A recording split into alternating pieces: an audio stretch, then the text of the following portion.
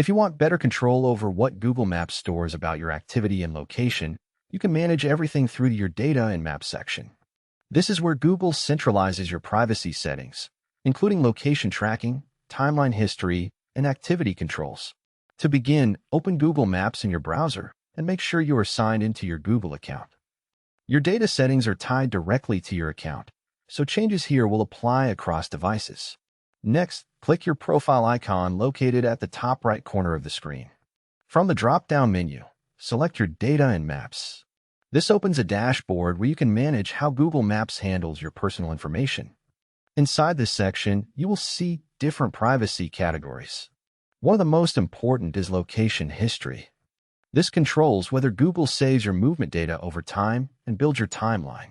Click on Location History to view its current status. From here, you can turn it on or off depending on your preference.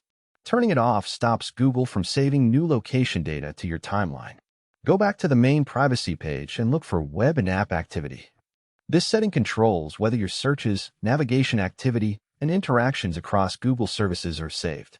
You can pause or adjust this activity tracking depending on how much data you want Google to store. Reducing this helps limit personalization and historical tracking across Maps and other Google products. Scroll further down to Maps data and personalization options. This section allows you to manage additional settings related to recommendations, map activity, and stored preferences.